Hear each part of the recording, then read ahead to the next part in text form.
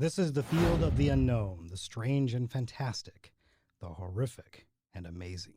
You are listening to Cryptozoological Talk on the RRN, and Salem is listening. Welcome in, my fellow Oregonians listening from the surrounding counties from Portland, Crater Lake, Grants Pass. If you're listening and watching on social media, thank you for commenting and subscribing to this network. Rejoining me in the studio is my fellow evangelist who has been winning hearts and minds in Salem for the Lord. This is Jeff Carone. Welcome back. Thank you, Jacob. Nice to be back. Yeah. How's everything been lately? It's been going good. Yes, people are really open to the gospel, especially with the way the world is right now, and they're looking for that. The answer. Yes, they are. Now for our subject for today. And this one I've been waiting to do for years. Can't believe I haven't done it sooner, but as it is with a lot of topics when it comes to this field, we finally get into something pretty amazing. Living dinosaurs in Canada, surviving theropods roaming the Yukon, the wilderness areas. Very interesting. Is there truth to the stories? And is witchcraft still part of the music industry? Current world events. Is Israel under fire? We're going to get to all of that. Yeah, we got a lot to cover, Jeff. So it would seem the right thing to do here is to start in with Partridge Creek. Yes. Have you ever heard of Partridge Creek before? I have. I read the journal of the gentleman that they observed it, and I think there's only 2 sightings about it, but he was pretty descriptive of what it was, and the natives seemed to were familiar with it being an Arctic creature. Very exciting, very, very interesting. It is, and I don't want to get off track here, but there's some things that would suggest otherwise about whether or not this creature really is out there. Specifically, the description of it, which is kind of odd when you put it to illustration. I'll give you that, yes. Yeah, you would know. We'll get to that in a moment. First, geographic location of Partridge Creek. Partridge Creek is a creek in Moira River and Lake Ontario drainage basins in Hastings and Lennox-Addington in those particular counties. Ontario, Canada, at the elevation of 319 meters, 1,047 feet. The creek continues in a southeasterly direction. Partridge Lake at the elevation of 288 meters, 945 feet. People of interest, Jeff. George Marie Dupuy. Now, this is a French name, so some people might say Dupuy, but it's actually Dupuy. He was born April 8, 1858 to December 20th of 1935. Was a French physician and medical illustrator known for The Stretcher Bearer, 1915, and his drawings for the atlases of the male and female body, and for Cummion's Berkeley's Atlas of Midwifery, 1926. So he's got some medical background there. Yeah, interesting. So he became an explorer, too. Sounds familiar. It does. Other noteworthy names, James Butler, Tom Leemoore, and Father Pierre Leveneux. Is it Leveneux? I hope I said that right, Leveneux. Lvaneux. Leveneux. Okay, we'll ride with that, along with native trackers, okay? The Partridge Creek monster, also known as the Partridge Creek beast of Leemoore's Terrible Monster, is an animal depicted in a story published by French writer Georges Dupuy in 1908. The story details 2 alleged encounters with a medium-sized theropod dinosaur in the Partridge Creek area of the Yukon, Canada, and is often accused of being a fictional account despite it being published in a newspaper as a true story. I would beg to differ on the newspaper. I mean, it's been publicized with newspapers, but the most important was a Strand. However, that is not a newspaper. Anyway.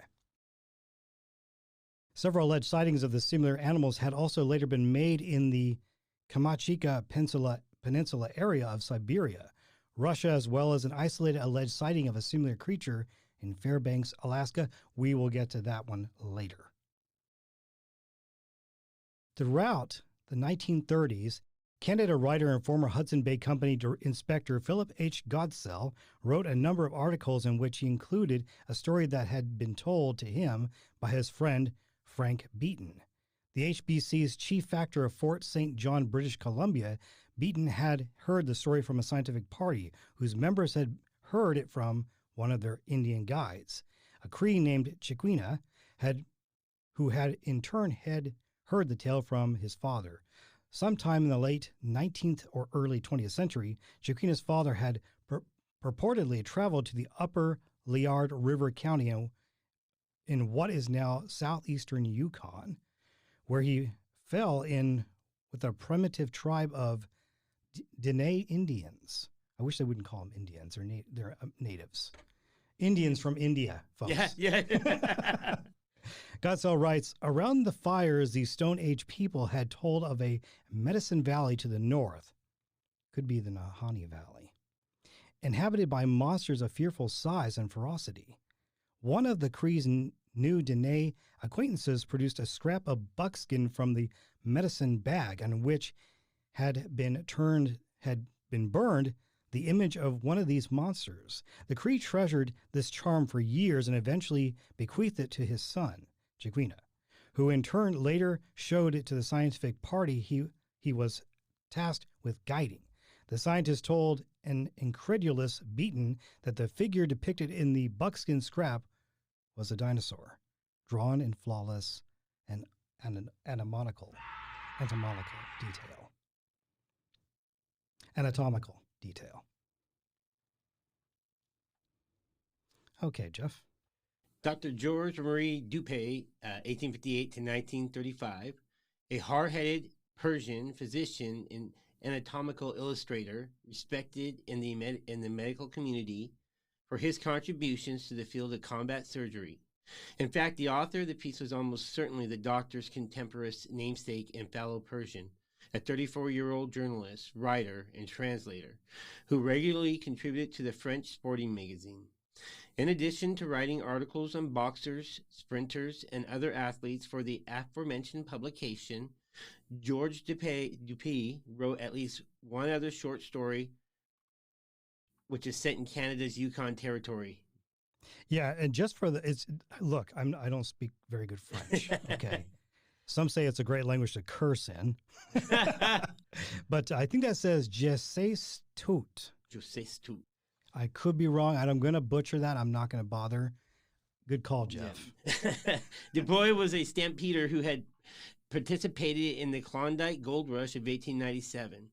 In a saloon in Dawson City, the heart of Klondike country, he became acquainted with a fellow writer, Jack London, future author of the American literary classic White Fang and The Call of the Wild. Great books. Yeah. Like London, Dupay spent much of his time in Dawson plying old sourdoughs for tales of their backcountry adventures. Interesting. Okay, yes. So he was actually friends with Jack London. Yeah. Butler's greatest discovery, Dupree soon learned, had nothing to do with gold dust or nuggets. Just 2 days earlier, the banker had been making his way overland towards the Stewart River when he came upon a cabin belonging to a man named Grant, who invited him to stay the night. The following morning, Grant asked Butler if he would like to accompany him and two companions on a moose hunt. Butler agreed, and the four men headed to Partridge Creek, a tributary of the Stewart which empties into the latter about 6 kilometers downstream from the north of McQuestion River. The hunters made their way up a hill overlooking the mineral lick off Partridge Creek, where moose and caribou often came to taste the salt. Sure enough, they spied 3 enormous moose grazing in the valley below. But before any of the hunters could get off a shot, one of the animals, a young bull, let out a sharp bellow and crashed into the southerly bush, followed closely by his mates. We decided to approach the spot where the animals had taken fright so suddenly. Butler told Dupree, after arriving at the Moose Lick, a spot about 60 feet long and 15 feet wide, we saw in the mud and almost on a level with the water of the lick, the fresh imprint of the body of a monstrous animal. Its belly had made an impression in the slime more than 2 feet deep, 30 feet long and 12 feet wide. 4 gigantic paws, also deeply impressed, had left at each end of the main imprint and a little to the side. Footprints 5 feet long by 2.5 feet wide, the claws being more than a foot long, the sharp points of which had buried themselves deeply in the mud. There was also the print, apparently a heavy tail, 10 feet long and 16 inches wide at the point. In the French language version of the story, Butler claimed that he and his companions found an enormous pile of strange greenish manure, which was clearly produced by some massive carnivorous animal lying in the middle of the trail. The ominous excrement terrified the Indians. Butler and his companions followed the mysterious tracks for about 5 or 6 miles along the wooded banks of the Partridge Creek, until the coulee sharpened into a deep, steep gulch. There the tracks abruptly ended, as if by an enchantment. Clearly coming across something big. Yeah. Huh. Let me check something here real fast, Jeff. Okay, we're still on the right track here. At the conclusion of Butler's incredible tale, Dupree suggested that the two of them assemble a hunting party and locate the mysterious creature that had made the tracks. By evening, Father Pierre Laveneau, a local miner named Tom Leemoore, who was working a claim at the McQuestion River, and 5 Clayoquot Indians agreed to accompany Butler and Dupree on the excursion. The Monty, who mained McQuestion Post, and a courier who was staying in the area, both of whom were skeptical of Butler's story, decided to remain behind with Butler's 2 Indian guides. Early the following morning at 5 o'clock, the 9 hunters paddled across the Stewart River in canoes and headed into the forest. They searched for signs of their mysterious quarry all day, slogging through brush and muskeg as they explored both Partridge Creek and the eastern McQuestion River, making their way north towards their headwaters in nameless range of snow-capped mountains. But to no avail, the elusive creature was nowhere to be seen. That evening, the 9 companions set up camp at the crest of a cliff overlooking Partridge Creek and got a fire going. As they were boiling a pot of tea, the sound of falling stones could be heard in the ravine below. Before any of the men could investigate the commotion, a primeval roar ripped through the valley. Gripping their rifles with trembling hands, Dupree and his companions crawled over the edge of the cliff and peered into the ravine. Across the narrow valley on the other side of Partridge Creek, an enormous grayish-black creature was attempting to descend the opposite slope. As it struggled to gain purchase on the rocky hillside with its claws feet, it sent boulders crashing into the valley below. Why don't you go ahead with the last part there? Dupree estimated that the monster measured 50 feet from its nose to the end of its tail, and the crest of its spine stood 18 feet above the ground. Its snout was surmounted by a horn like that of a rhinoceros, which its hide was like that of a wild boar, garnished with thick bristles. Red slaver dripped from its jaws. The monster had apparently just finished dinner. Oh, okay. So 50 feet? It's huge, yeah. That's the size of a Tyrannosaurus Rex. Well, I know that Tyrannosaurs, they range in size. I mean, that we got their overall length and their height. I can't imagine him speaking about something in height, or maybe he is. Well, Tyrannosaurs, the largest we've ever found was Sioux. Okay. I want to say. And that was 44. Okay. 44 feet. You know, telephone poles are up 50 feet in the air, so that's what he's talking about. So you're saying lengthwise. You think it was? Well, I was thinking he was talking from head to toe. Okay. But it could be length. Yeah. You know. Yeah. And that's including the tail, I'm taking it. It has to be. It has to be. But what's interesting to me, Jeff, is that what stands out, he mentions a horn. Yeah. So if we are dealing with a dinosaur of some sort, what kind of dinosaur has a horn, folks? There is a few that come to mind that are carnivorous, that are theropods. And we are talking theropod here. So when you look at a few different variations, there is Allosaurus, but we haven't found large skeletons of Allosaurus. Allosaurus is not a big dinosaur. I mean, you see it, it's going to scare the heck out of you when you put it up against you, but it's not a Tyrannosaurid. It's a member of the family in a way. Gorgosaurus, Albertosaurus, the list goes on. But what comes to my mind from a young age, when I first opened a book, was Ceratosaurus. Okay. Or some would say Ceratosaurus. I say Ceratosaurus ever since I was a kid. So we could be dealing with a very large variation of Ceratosaurid. Interesting. And I like what the fossil record backed up on here with the North American rhinoceros was hairy and was larger than its southern cousin. The woolly mammoths were larger and hairier than the elephants down there. So this falls right along with the hide and the way he described it, with some hair and the hide color and stuff like that too. Yeah. It's an interesting thought. It is. That, yeah. Near the beginning of his article, George Dupree reproduced the contents of a letter that he claimed to have received from his friend Father Leavenworth, which was written on New Year's Day, 1907 or 1908. After expressing his affectionate wishes for Dupree's health and happiness, and informing Dupree of the death of John Spitz, the mail carrier for the Duncan district northeast of Mayo, the priest disclosed that on Christmas Eve, just a week prior, he and 10 members of his native congregation had seen the monster of Partridge Creek. Okay, a second time. Racing over the frozen surface of the creek with a caribou clamped between its jaws. His fur was covered with hoarfrost. He wrote, and his little eyes gleamed like fire in the twilight. The priest estimated that the animal ran at a speed exceeding 10 miles an hour and noted that the temperature of the time was noting the temperature at the time of the sighting was 45 degrees below zero, 49 degrees Fahrenheit. It's chilly. Yes, it is. So you have a priest and you have a doctor, both who have a lot to lose by the story, and yet their convictions had them publish it anyway. These are the kind of stories that really make me, hey, something here. Not too long ago when I had a great show with William Gibbons, an explorer who's been to Africa many times. He's actually really fed up with people in lab coats trying to tell us what is real and what isn't. I agree. They've never been out there. Right. They don't know this, but yet they like to poke fun at it. Amazing. But what's even more amazing is the information just provided in this. Yes. We just talked about 10 members plus Father Leavenworth. Okay. So we have a lot of eyewitness here. And that's something you got to really take to heart. Not to mention we're having multiple accounts. When you have multiple accounts, it's worthy of investigation.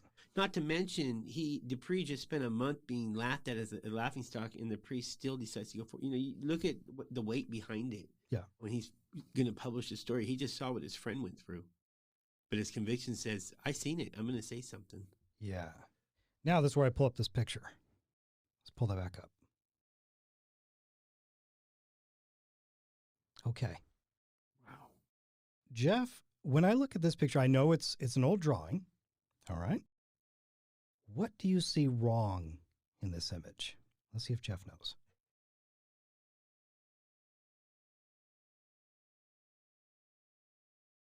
Man, his back hunches don't look right to me. But I can't tell. I'm going to stare at it all day. We know it, it's a black and white picture. This is what was drawn to depict what they saw. Okay. And usually if you can get on someone to draw something quickly enough, they can actually provide more detail. Now, is this from the priest, or is this somebody reading the story and doing what they thought? Is this his actual eyewitness? This is actual eyewitness drawing. Images. Okay. Yeah. Now, here's what I'm going to point out. It's terribly wrong. Okay. Okay. It's not the fact that he's carrying a caribou or moose or whatever. A creature this size could do just that. Right. Maybe. Okay. They did say it was a very large Ceratosaurus. Okay. But that's not the issue I have. The issue I have is a tail dragging. Okay, folks. You'll say, what's wrong with that? Well, hold on. Late 1970s, early 1980s, depictions of dinosaurs show them balancing their tail. There you go. Not dragging them. This is a big, big problem for a lot of cryptozoologists and paleontologists in itself. I totally agree. I sympathize with them. They're correct. Does that mean that dinosaurs didn't drag their tail at all? No. Come back to that. In the meantime, I think we better take a break, folks. It's getting to be a very interesting topic. I mean, when you read something, great, but when you start to see things come alive, then you dissect it, and we have to dissect it. You're listening to Cryptozoological Talk on the RRN Ropen Radio Network. We'll be right back with Partridge Creek. Don't go away. We never know when life will test us, when danger will round the corner, when we will be called upon to act with everything on the line. But being prepared gives us the confidence to excel when our whole world hangs in the balance. 511 Tactical. Always be ready. Hey, Safari Guy here from Wildlife Safari. I've traveled all the way to Africa to bring you closer to some of the wildest animals on the planet. Only in Africa can you find this kind of action. Hey, Safari Guy. This isn't Africa. This is Oregon. Oh. At Wildlife Safari, you'll discover a whole new world filled with amazing creatures right in your own backyard. Wildlife Safari, I-5, exit 119 in beautiful Southern Oregon. It's closer than you think.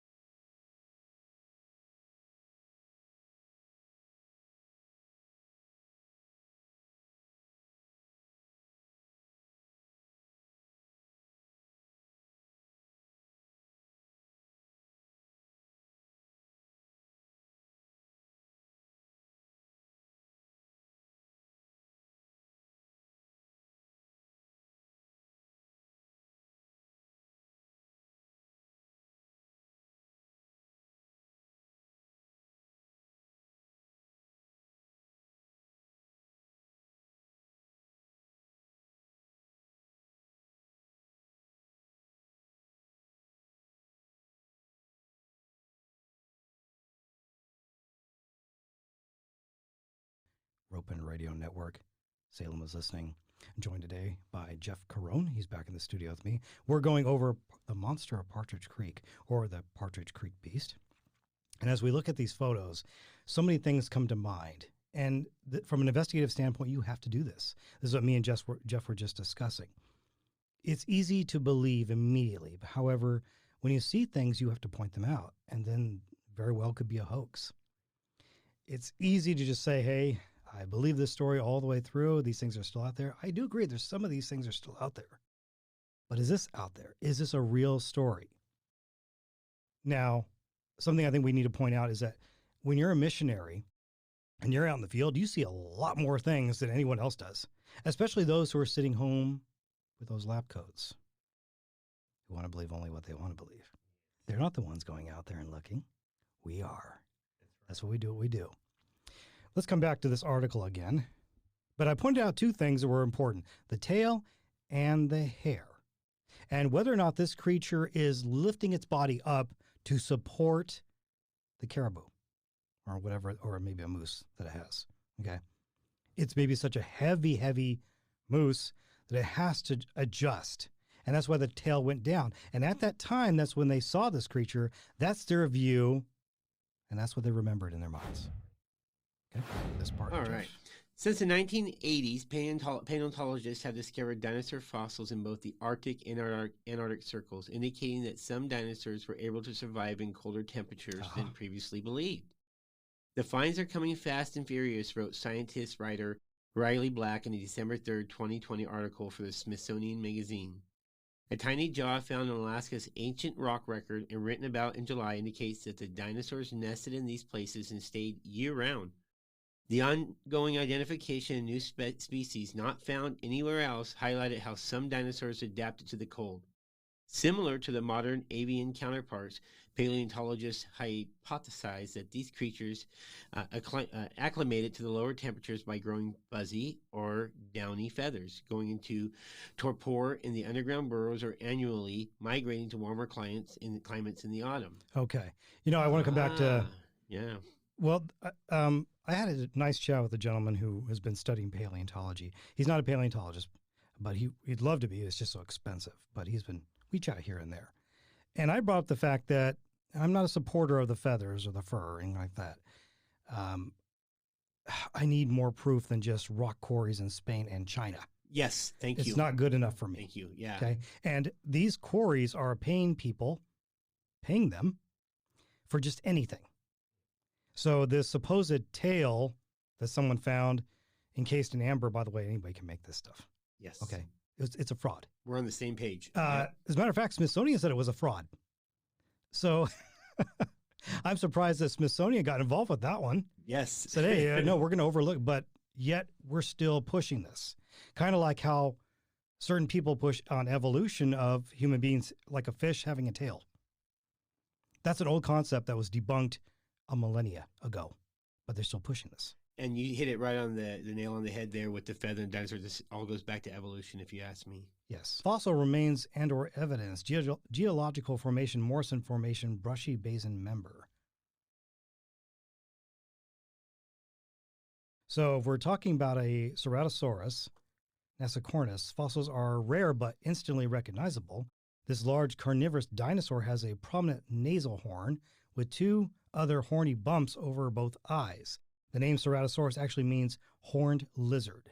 It grew to lengths of around 25 feet, 6 to 8 meters. Unlike most carnivorous dinosaurs, it had a row of bony armor called osteoderms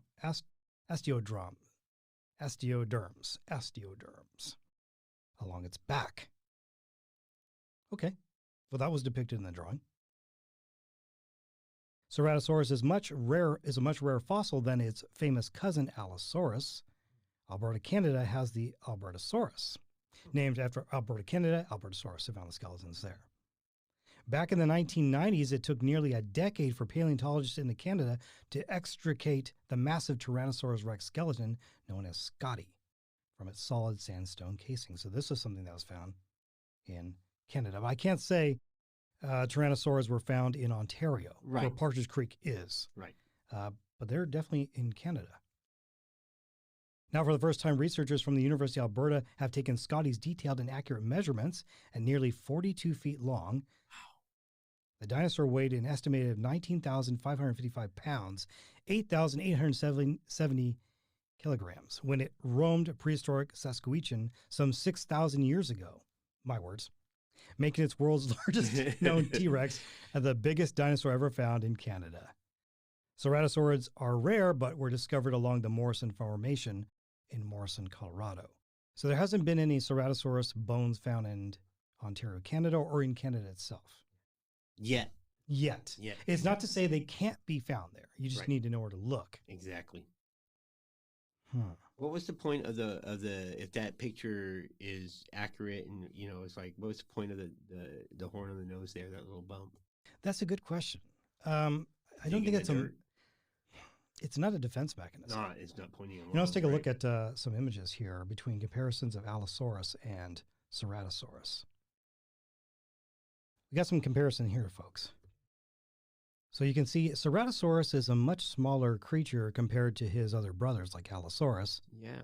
But I look at the look and the distinction of the bumps and the horn. It's not necessarily a huge horn. The horns do range in sizes and shapes. Some of them are just squared off. Some of them are actually pointy. I don't think that was used as any kind of defense mechanism whatsoever. I'd have to read up on that from a paleontology side to see what that might have been for. It may have just been part of the skull, which I think I have something there for comparison. Okay. Oh. Yeah. So you can see it's sometimes circular ridge here. Right. Yeah. Sometimes they're squared. That's a lower. So, yeah, I don't think it may have been, there's a reason for it. There's a reason for these snouts, these ridges. In the environment they're in. Yeah. Every piece of it has to, for that environment. It's almost like when you look at a reptile nowadays. They range in different shapes and forms, and they have certain protrusions from their body. Absolutely, you're right, yeah. It may be used for something particular, but... might just be decoration. It makes them look sharper. There you go. If they are wanting to track a mate. There you go. Yeah. Hugh Grosvenor, the Duke of Westminster, planned a hunting trip to the Yukon equipped with a huge steel cage, intending to capture the animal, but those plans were canceled by the onset of World War I and were never revisited. 1922 to 1928. Newspapers across North America reported that a group of carnivorous dinosaurs resembling, how do you say that? Ceratosaurus had been spotted in the Soviet Union Kamchatka Peninsula. Indigenous hunters allegedly discovered the mangled remains of a young ceratosaur in the Russian Boral wilderness and brought one of its severed feet, which was the size of a man's head, back to civilization. What? Yeah. Some journalists who commented upon the story suggested that these alleged Russian dinosaurs might be related to the Partridge Creek monster, speculating that the animal might cross the Bering Strait during especially severe winters when Kamchatka and Chukotka were linked in Alaska by an unbroken stretch of ice. When a subsequent expedition in search of the Russian dinosaur proved fruitless, some suggested that the prehistoric remnants abode within the Chersky Mountains, a range newly discovered in northeastern Siberia between the Yana and the Indikar rivers. Oh, wow. Some names to read there. Yeah, that's why I'm like, I don't want to butcher it.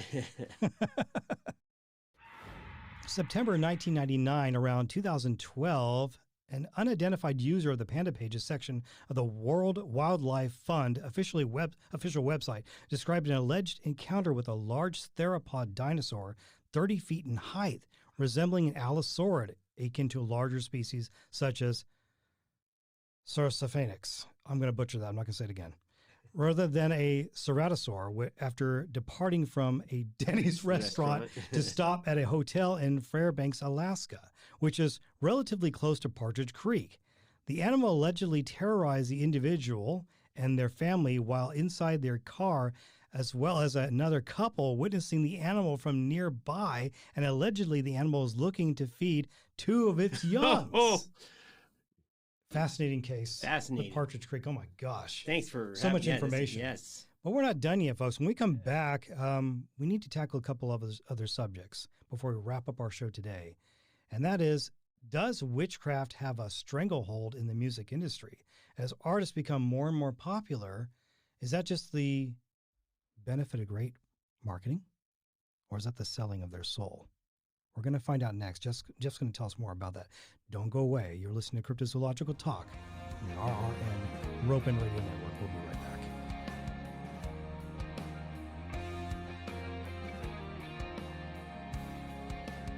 Witchcraft in the music industry. Jeff, you ever heard of John Todd? I have heard of John Todd, yes. Different alias, though, Lance Collins. Yeah. Let me read this information. John Todd, a.k.a. Lance Collins, was born into Satanism and converted to Christianity in the 1970s. John has shared his testimony to churches around the nation. He exposes how the occult affects music, politics, and all aspects of life. The world is blind to how much is actually controlled by the Illuminati, and his story shines light on it. I do believe he is accurate about witchcraft and its influence today. John was the manager of Zodiac Productions back in the day. He is considered a conspiracy theorist and is listed as such in Wikipedia. Not surprised. Some say he came up missing and was never found again. Some say he lived until 2007, but only God knows the truth. So, Aleister Crowley, I'm just going to brush over him lightly because it's pertinent to this witchcraft and where it's coming. He was considered and called himself the wickedest man on earth. He actually was kicked out of France for his wickedness, and he wrote a lot of "do without will" was his saying. And in the 60s, this came out, "do your own thing."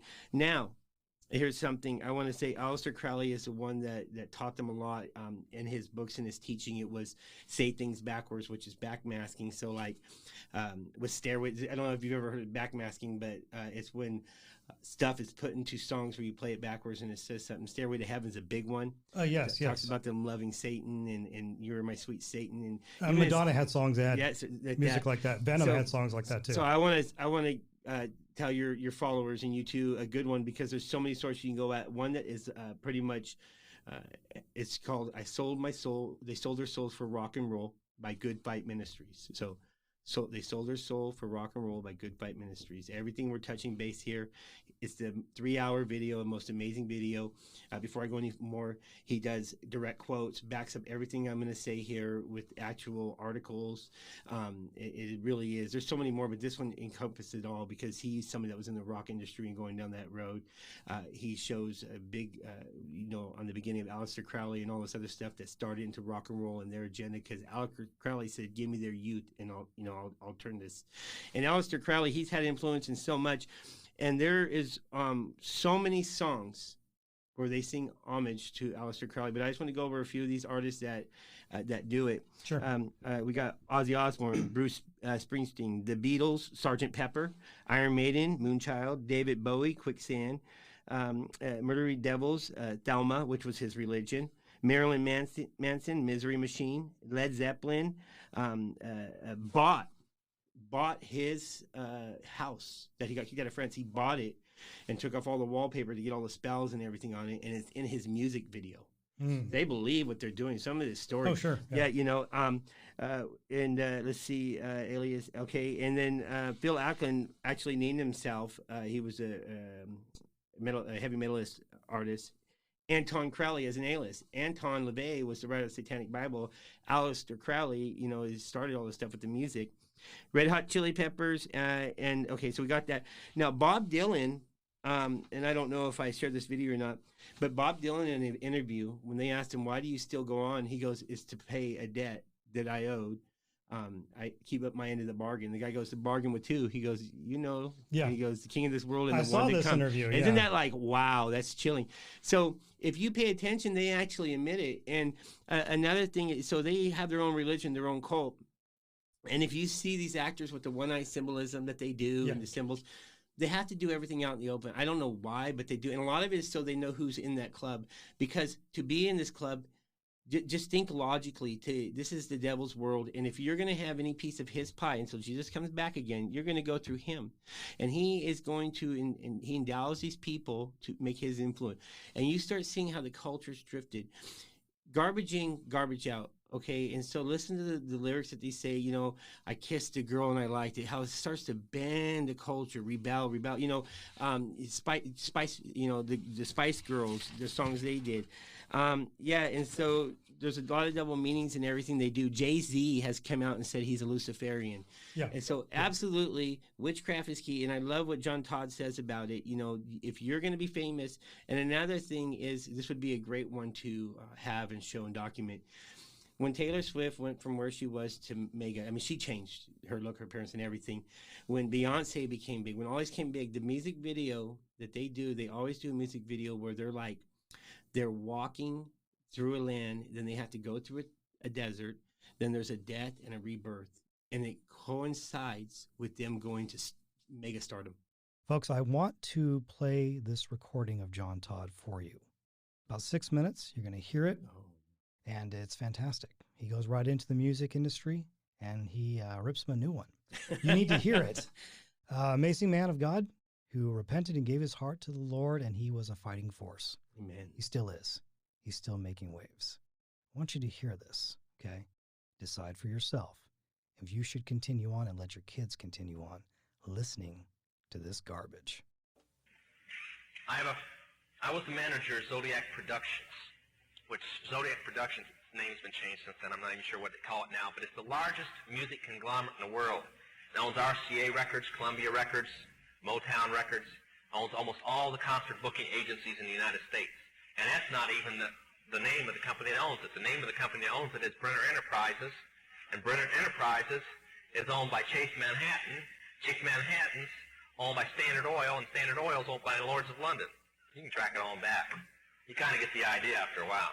But I was the managing president of Zodiac Productions. It's one of my jobs as being one of these 13 people. Thus, I got to know many of the people who produce music and sing the music and play the music that you play.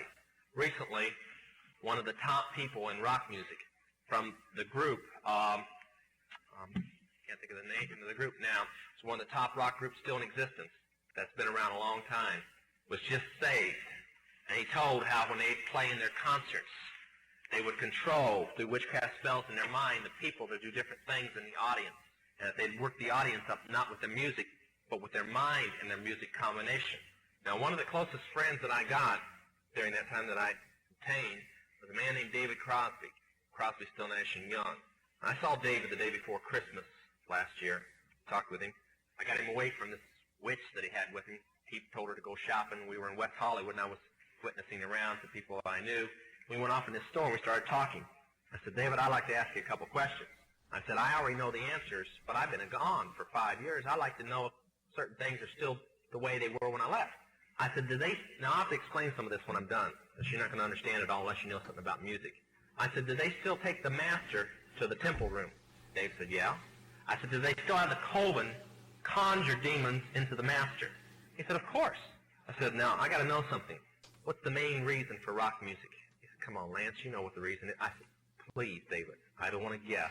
Tell me what the main reason is. He says, the same as when you were in, so that we can place spells on people that we couldn't cast spells upon. I'll explain what that means in a minute. I said, okay, one last thing. I've been hearing that you must be an initiated witch now to get a record contract. He said, that's right. He says, many of us that weren't total witches have to be witches now in order to produce music. I said, thank you. The master is a tape about as big as the top of this podium that looks like an overgrown 8-track that the album is cut on and is placed in a machine that produces and presses the records and the 8-tracks and cassettes that you buy. After it's been recorded, it's taken in. This is why a master's cut months in advance before it's released. On the full moon, it's taken in to a temple room about the size of this auditorium that is in every one of the major music companies, behind locked doors up in the executive offices. And it's placed on an altar sitting in the north of the room, and a pentagram engraved in the floor. And 13 hand-chosen witches and wizards in a coven come in and conjure a principality or a power up, usually Regia or something like that, and order him to tell the demons under him to follow every record and every tape coming off of that master. Parents, get this stuff in and destroy it now. I guarantee your kids will straighten up. They may pout for a while, but they'll straighten up. Okay? Sorry it's so late. Fantastic show today. A lot of information on both sides. Yeah. I love it. That's why Jeff Carone is here. And he's going to be here a lot more often because I want to give him a voice of what he loves to do. Thank you. He loves the Lord. He wants people to be one for the Lord. I want him to tell us more about all his endeavors in the future. He's a permanent member of this network as much as he wants to be. So it's been a great show, Jeff. Thank you for coming back on. Thank you to you and your audience for having me. So thank you very much. It's been a pleasure. That has been. Folks, we're going to leave it at that. In the meantime, seek the truth, and may God bless every one of you on the other side of the screen. Until we meet again in 2024. Folks, thank you so much for watching the Ropen Network on YouTube and CC Media. If you'd like an audio alternative, go to our Spotify for Podcasters account. In the meantime, seek the truth. We'll see you next time on the Ropen Radio Network.